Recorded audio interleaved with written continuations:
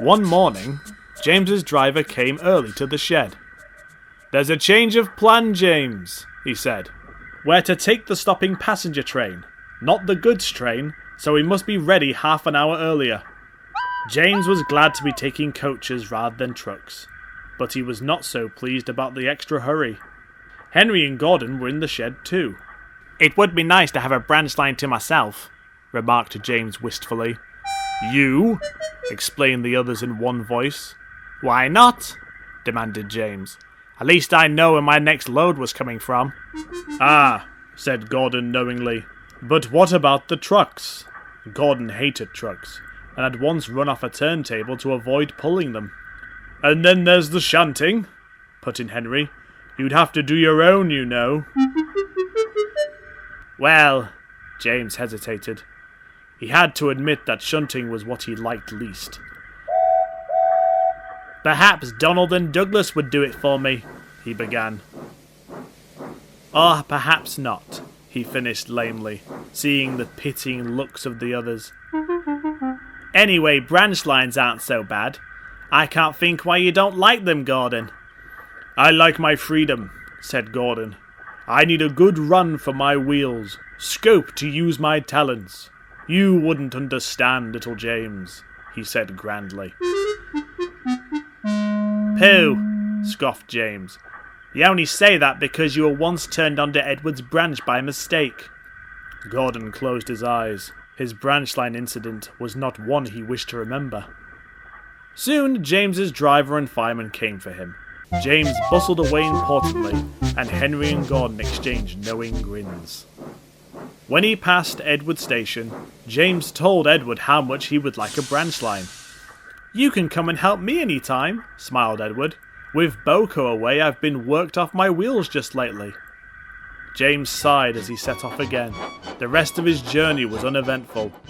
James kept good time, and he was feeling quite pleased with himself as he set off for home once more. At the workstation, he met Gordon. "Found any good branch lines?" Gordon chuckled. James took no notice. "Just you wait," he muttered. "I'll show you." James came cautiously down Gordon's hill, because he knew that he had to stop at Edward Station, which lay near the bottom. It was lucky he did, because just before they reached the platform, James noticed that the points were directing them into the branch platform instead of the main one. "Stop!" he whistled, and his driver quickly put on the brakes. James was not going fast, but suddenly he realised the platform ended with buffers. "Help!" he gasped and shut his eyes. When the crash didn't come, he opened them again, and found that he had stopped with a few inches to spare. "All right, James," said the fireman. "I'll ask the signalman to put us on the proper line. I won't be long." The signalman had reset the points behind James, as the rules said. But when he tried to change them to let James out, he found he couldn't.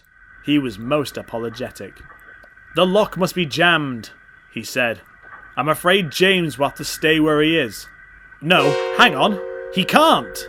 Edward needs to use that platform in a quarter of an hour. You'll have to put James out of the way in the goods yard." James was not pleased, and neither were his passengers. Bertie came to take them to their proper stations, but James stood in the siding with nothing to do for the rest of the day. That evening, the Fat Controller came to see him. "I'm sorry, James," he said, "but mending those points is going to take longer than I thought. Meanwhile, Edward needs help, and since you can't, escape, you might as well do something useful." "Yes, sir," agreed James. At first, James quite enjoyed it, but as time went on, knowing exactly what he had to do and when, became rather dull. In fact, he was delighted when the points were at last mended, and the Fat Controller said he could go back to the big shed. It was late when he reached it.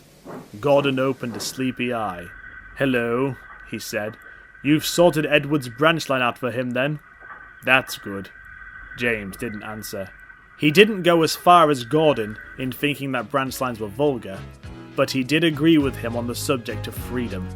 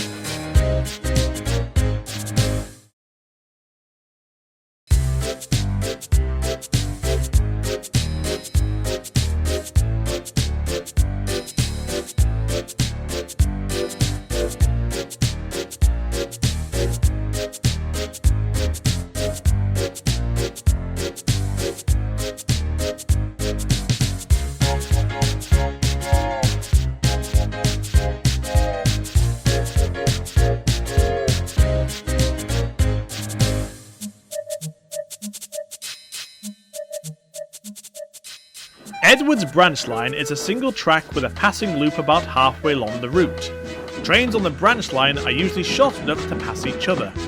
But one day, when Donald and Douglas were helping out, there was trouble. Donald was taking a rake of empty trucks to the China Clay Works. He knew his train was too long for the loop, but hoped that Douglas's train, which was due to pass, would be short. Donald reached the loop first, puffed gently to the end and stopped. A few minutes later, Douglas appeared in the distance coming carefully down the hill. "Oh no," remarked Donald's fireman. "He's got a long train too. What are we going to do now?" The signalman, who was new to the job, stopped Douglas before he reached the loop. Then he, the drivers and firemen, and both engines tried to work out how the trains could pass. "It's a pity you didn't leave some trucks behind," the signalman said to Douglas.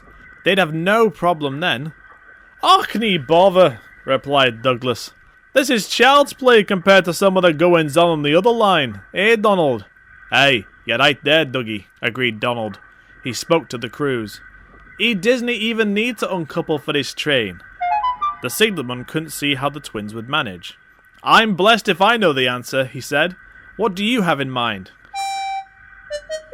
"It's nothing. I'll go back and leave half me trucks on the on points, and then I'll come back into the loop and stop. Dougie will run right through on the other line, and I'll go forward with what I've got away up the hill." "Aye," chimed in Douglas. "Then I'll come back, pushing my own trucks and pulling the other half of Donald's. I'll leave his trucks here and carry on until I'm clear of these points." The signalman grinned. "I've got it! You can get clear away through the loop and all Donald has to do is back onto the other half of his train." And so they did.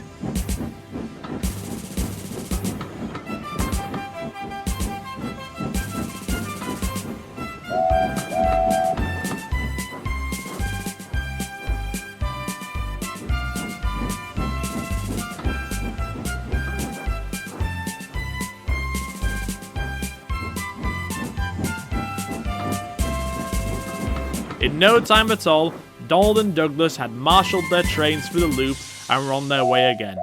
The signalman was most impressed. "My word," he remarked as he watched them puff away in either direction. "They're clever, those Scots."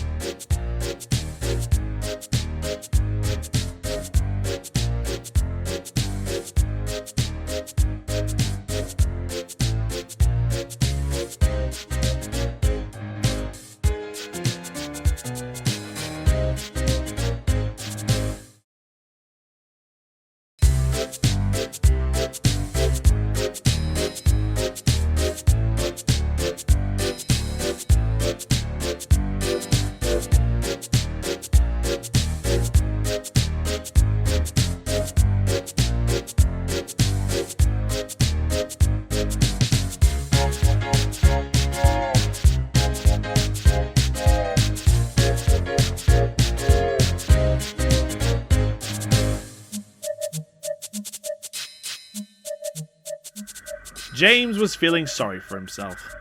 "I'm getting old," he grumbled to the other engines one morning. "I can't get about like I used to. It's alright for you younger ones, but my wheels are getting stiff." Edward, Gordon and Henry had all been on the Fat Controller's Railway for much longer than James, but they didn't say so. At last, Henry got tired of James's complaining. "Poor old groaner," he said. "It's no use you just sitting there and moaning. Why don't you tell the Fat Controller that you're past it?" James didn't like that idea. Not all old engines, so he had heard, were preserved. Some, they said, were sold for scrap. "Best not," he said nervously, shuddering a little at the thought. The night goods left the big station at midnight. Usually one of the Fat Controller's diesels pulled it, but one was away and the other was being mended. James had to take it instead and grumbled dreadfully about it. "All this extra shunting," he snorted indignantly. "It's too much for an old engine like me."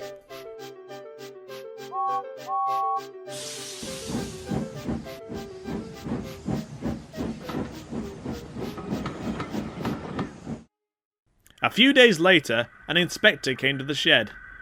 "People who live near the yard are complaining," he said. "They said there's a sort of groaning noise that's been keeping them awake at night." "I don't remember hearing anything," said James's driver. "We were there until midnight." "That's right," agreed the inspector. "That's when they say it stopped." "It's probably only James moaning and groaning about his extra shunting," suggested Henry cheekily. "Shut up," retorted James. "If you had the shunt at night, you'd moan and groan louder than anyone." That night, James's driver and fireman listened carefully. "It is you, James," they said at last. "Your brake blocks aren't holding your wheels properly, and when they rub against each other, they make a groaning sound." "Oh dear," said James mournfully. The Fat Controller acted at once. "I can't have complaints about my railway," he ordered. "Donald and Douglas shall take turns on the midnight goods until the diesels return. James must have his brakes seen to at once." James was pleased not to have to pull the midnight goods, and even happier at not having to shunt in the night. But even though his brakes were mended, the nickname Old Groaner stuck for several weeks afterwards.